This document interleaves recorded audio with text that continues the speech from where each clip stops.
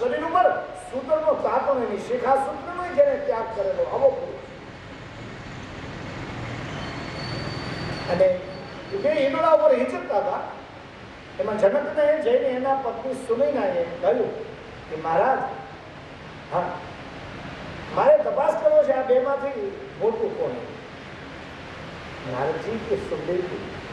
જનકે હસીબ ના પાડી કે એવું ન કરાય દેવી, આપણી આને સાધુ સંત આવ્યા એની પરીક્ષા આપણાથી ન લેવાય, મર્યાદા તો બોલે નહીં પરીક્ષા નથી લેવા જતી પણ મારે જોવું છે. અરે બોલે ના જોવાય, અપમાન થઈ ગયું હોય, સાધુ દુઃખી થાય, સાધુને પીડા થઈ ગયું તો આપણે એના જેવું કોઈ પાપ નથી. બોલે નહીં હું એને ખબર નહીં પડવા દઉં, એને પીડા નહીં થવા દઉં, એને દુઃખ નહીં લાગવા દઉં. બોલે પણ મને નથી ગમતું તમે એની પરીક્ષા લે એક્ઝામ. બોલે નહીં મહારાજ એક વખત જરા સ્ત્રી અર્થ છે ને હે સુનૈનાજી કે નહીં એક વાર મહારાજ. જનક મહારાજ ના પાડે પણ અંતે સુનૈનાનો વિજય થયો અને થાય પહેલેથી એમાં હારા નથી આવ્યું ભાઈ, ખબર પડે ને એ માણસો વાંધો જ નહીં આવે. જો આખું કામ સુનૈનાનો વિજય એ તો પછી આપણે કહીએ નહીં, બાકી બધા કહીએ કરે જ છે. કોણ નથી કરતું જોયું એ તો જાહેરમાં એમ કરે આપણું હાલે કાંઈ. એક વખત અકબર અને બાદશાહ મેં ક્યાંક સાંભળેલું જોક્સ તમને કહી દઉં, યાદ આવી ગયું. અકબર બાદશાહ અને બિરબલ બેઠેલા સભામાં એમ કીધું કે આ દુનિયામાં આદમીનું કોણ આવે? પુરુષનું. એટલે એમ થોડું નહીં હાથું જ બોલજો. શિમલાથી સફરજનની પેટી આવી કે જે આદમીનું હાલતું હોય એ મારે ઘોડામાં જાઓ ને એને જે અમે ઘોડો એ સમયમાં ઘોડો એટલે આજની ઇનોવા ટૂંકી પડે યાર, એવી ઘોડાની વેલ્યુ હજી વેલ્યુ તો છે જ, કિંમત એવી છે પણ ક્યારે વાહનમાં એ જે ઘોડો જોતો એ આપી દે. પણ બરાબર વિચારી જજો નહીતર તો પછી સજા થાય. એટલે ગરીબ કોઈ કાંઈ ન બોલ્યું અને ન હાલતું હોય તો આ સફરજન ઘડી કાંઈ ન બોલ્યું, ધીરે ધીરે ધીરે પછી એક સફરજનની પેટી કોઈ ગયા એક જણો ઊભો થયો, ત્યાં તો બધા જે હો આપણામાં એક તો નીકળ્યો, એક તો નીકળ્યો. ઘોડી ગયા ઘોડો જોતો બધા કહેવા લાગે આનું ઘરમાં હાલે છે, આનું ઘરમાં હાલે છે. પાછા કીધું ઘોડામાં લઈ જાઓ ને જોતો ઘોડો આપી જાઉં, હું પીડા છું આના ઉપર. એક તો મારા રાજ્યમાં નીકળ્યો ને એ ઘોડામાં જઈને કાળો ઘોડો છે મહારાજનું જામનાનું હતું બાદશાહનું, એના ઉપર હાથ મૂક્યો આ ઘોડો. બીજાએ કીધું કે બાદશાહનો, બાદશાહે કીધું આપી દો. આવો માણસ છે ને એ ઘોડા ઉપર બેસી ગયો, સાવા સમજો આખા ડાયરામાં ખાવા. બધાએ કીધું એક માણસ એવો નીકળ્યો, એક મર્દ એવો નીકળ્યો કે એનું ઘરમાં હાલે છે, એનું હાલે છે. એ 10-15 મિનિટ છે ને ભાઈ લગારામભાઈ ત્યાં ઘોડી આવી પાછી રહેવાની ટોપમાં પડી ગયેલો કેમ ગાડી હોય આમ આવી બધા વિચારવા બધા ઘોડી એટલે તરત આદમી ઘોડી રૂપિયો કે કેમ કે મારા ઘરના કહે છે ઘોડી પડી કે હેઠો ઉતર સફરજન લઈ લે, સફરજન લઈ લે, એ સફરજન લે. તો હસાવા કહું છું આવું હોય નહીં, અને હોય તો વાંધો ન શકે. એક વખત એક શિક્ષકે વાક્ય લખ્યું સ્કૂલમાં, ટીચર પ્રાઇમરીમાં, એનું ગુજરાતી સમીકરણ કરશે વાસણ ધોયા, વાસણ ધોયા. બીજું વાક્ય એ લખ્યું વાસણ ધોવા પડ્યા, વાસણ ધોયા. બીજું વાક્ય એ હતું વાસણ ધોવા પડ્યા. વિદ્યાર્થીઓને કીધું કે આમાં કાંઈ સમજાય છે? એક વિદ્યાર્થી આ જોતો તો જી સર બોલ કે વાસણ ધોયા એ માણસ કુંવારો હશે, અવિવાહિત. રાઈટ, સાચો. પછી આ બીજું વાક્ય કે એ માણસ પરિણીત હશે, વાસણ ધોવા પડ્યા. ક્યારેક વારો આવે તો કરાય છે, એમાં હું વાંધો પડે. આ તો હસાવા માટેની વાત છે, પણ પતિ પત્ની એકબીજાના પૂરક છે. જે મહાપુરુષો થયા ને એની ભીતર એની પાછળ એની પત્નીનો સપોર્ટ હોય. અને એ ના માણસ તો કોઈ દિવસ ડેવલપ થતો નથી. આ બરાબર સાચી વાત. પુરુષનો વિકાસમાં સિંહ બાળક પત્નીનો હોય છે. અને એ સનાતન સત્ય છે, કોઈ સ્વીકારે યા ન સ્વીકારે.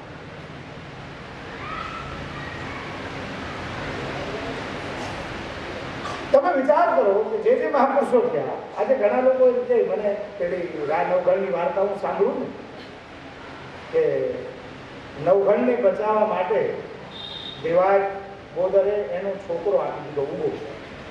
આપણે સાંભળ્યું છે સૌરાષ્ટ્રની રસધારમાં. પણ ત્યારે મને વિચાર આવે કે દેવાય બોદર તો મર્દ આદમી હતો અને જુનાગઢના નવાબની કચેરીમાં હતો. દીકરો આપ્યો હતો ને એની સગી માએ, અને સગો દીકરો આપ્યો રાજાને બસાવવા માટે. તો દેવાય બોદર તો બોલી ગયા, પણ જેને જન્મ આપી ધબડાવી મોટો કર્યો એ માએ આપ્યો તો મહાન બાપ ગણવો તો માં. માએ એમ કીધું કે મારો છોકરો નથી દેવો. અરે રામને વનવાસ કઈ કઈ આપ્યો? કૌશલ્યાએ ખભા બોલાવીને એમ કીધું કે મારો રાઘવ વનમાં નહીં જાય તો રામાયણ નો થઈ ગયો.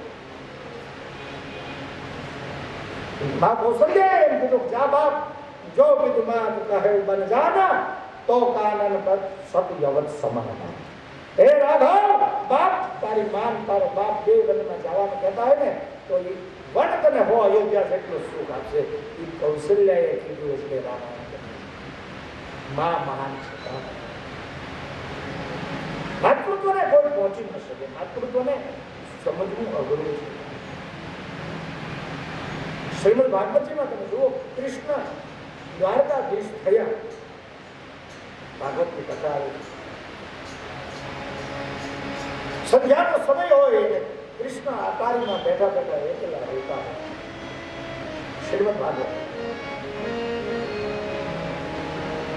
અષ્ટપટરાણીઓ, ઉદ્ધવ, અક્રૂર, મધમંગલ બધા આવી ગયા. પ્રભુ શું થયું? શું કામ રડો? કૃષ્ણ બોલી શકતા. બોલો ને કૃષ્ણ શું થયું? પ્રભુ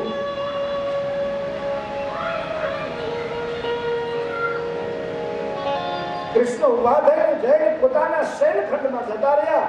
પથારી પર ઊંધા પડી પિતાંબરીમાં મોઢું ઢાંકીને રોયા છે. હૃદયને દબાવી ન શક્યા, અવાજ બહાર નીકળી ગયો છે.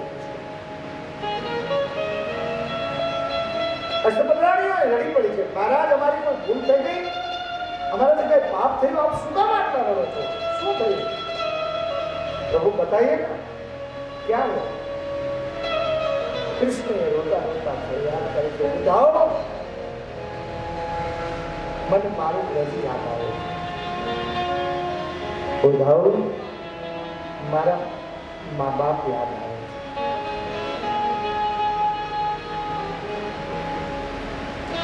નંદ બાબાની યાદ આવે, યશોદાની યાદ આવે. ઉદ્ધવ મને વ્રજવાસીઓનો અનહદ પ્રેમ યાદ આવે. તમે વિચાર કરો, વ્રજાંગનાઓ ક્યાં તપ કરેલા ગઈ તે બાપ? વ્રજાંગનાઓ અભણ મહિલાઓ છે, નથી ક્યાંય સાધના કરી, નથી ક્યાંય તપ કર્યું, અને કૃષ્ણને પામી ગઈ છે. કારણ પ્રેમ કરે છે. પ્રેમ પરમાત્મા સુધી લઈ જાય છે. અને પ્રેમ કેવો હતો કે 14 બ્રહ્માંડના અધિપતિને રડાયેલા છે એવો. તમે વિચાર કરો, ઋષિમુનિઓ ભજન કરી કરી રાફડા થઈ જાય અને રાઘવ શબરીના હાથના એઠા દોર થાય.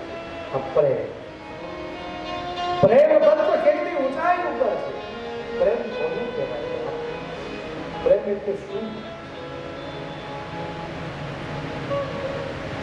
રોવે છે પ્રભુ. ઉદ્ધવ મારી વ્રજાંગનાઓ મને યાદ આવે, જ્યાં કોઈ સ્વાર્થ નહોતો, હેતુ પ્રેમ કરે. અને એ પ્રેમ કેવો? એ વ્રજની ગોપીઓ રસોઈ કરતી હોય, કૃષ્ણને યાદ આવે કે ખાંડને બદલે મીઠું નાખી દીધું. ગાયો દોવાનું બદલે વાછરું છોડી દીધું. ક્યારેક અણદોયા છોડી દીધો. કૃષ્ણના પ્રેમમાં જે દિવસે આ જીવ પાગલ બને ને ત્યારે કૃષ્ણ આપોઆપ મળે.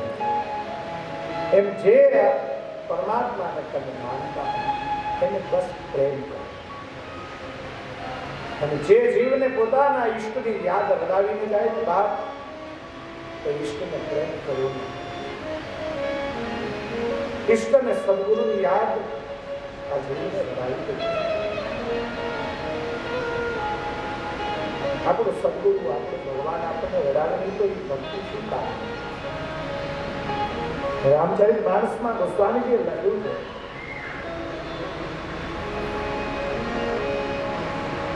જગ જગીરા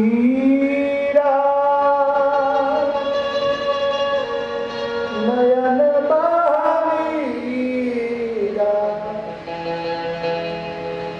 મમ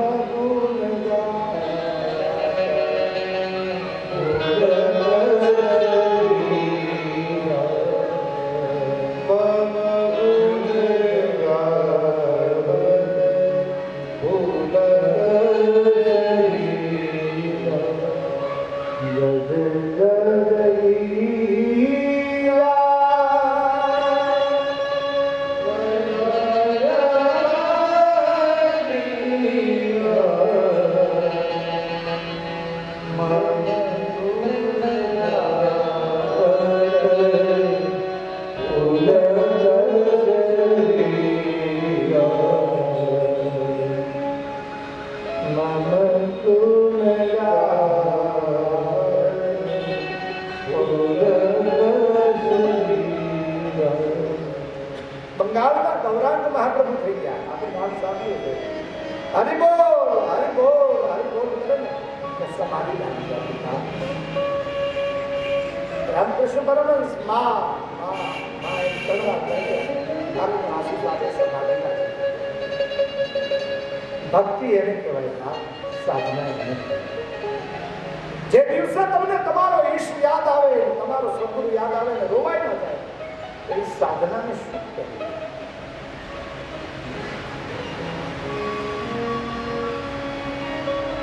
સ્વામી રામદેવ અંગ્રેજ સલ્તનતશાહી જ્યારે આ દેશમાં હતી, આપણા હિન્દુસ્તાનીને પ્રોફેસર નહોતા બનાવવામાં આવતા, એને શિક્ષક ન બનાવાય. હિન્દુસ્તાનીઓની અંદર સ્વતંત્રતાના વિચાર આપી, ત્યારે આ ઇંગ્લિશનો પ્રકાંડ જ્ઞાતા સ્વામી રામદેવ ગાઝિયાબાદ કોલેજના પ્રોફેસર બન્યા. એ મહાપુરુષે જ્યારે વૈરાગ જાગ્યો ને ત્યારે રોતા રોતા લખ્યું, બુદ્ધિની કિતાબ મેને ગંગાની હિમાલયમાં પડ્યા સાંજ પડે ને રોયા કરે, ગાયા કરતા શામ હુઈ બોલી શામ. ઈશ્વરને પ્રેમ કરો. મીરાએ બીજું શું કર્યું? બધા મેવાડને મીરા કૃષ્ણને પ્રેમ કર્યો. બસ આજે તમે મેવાડ જાઓ, મીરાના રાજભવનની દિવાલને તમારો કાન અડાડજો. જો તમારી ફ્રિક્વન્સી કામ કરતી છે, સંવેદના જાગૃત હશે, તો એમાંથી મીરાના રોવાનો વાર આવશે. મીરાએ કૃષ્ણ વિયોગમાં માથા પછાડ્યા છે, બહુ રોયા છે. મીરાને એવું નામ કૃષ્ણ નથી મળી ગયો બાપ.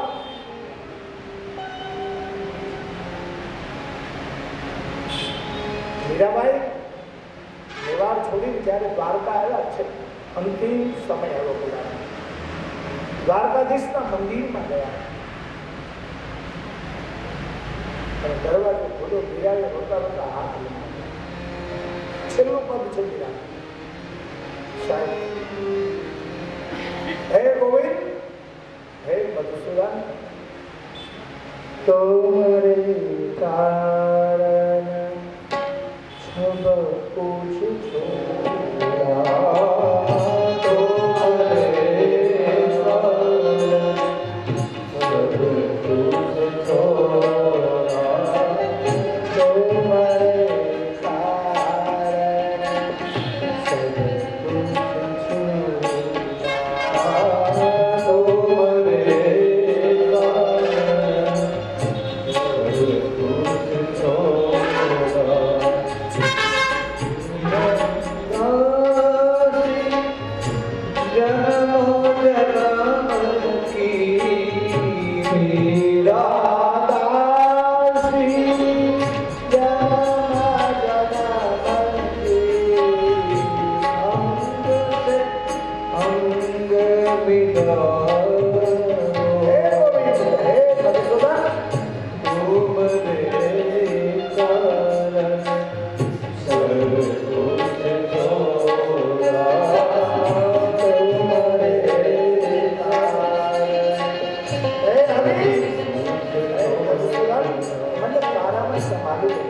અંગ સે અંગ મિલાવ.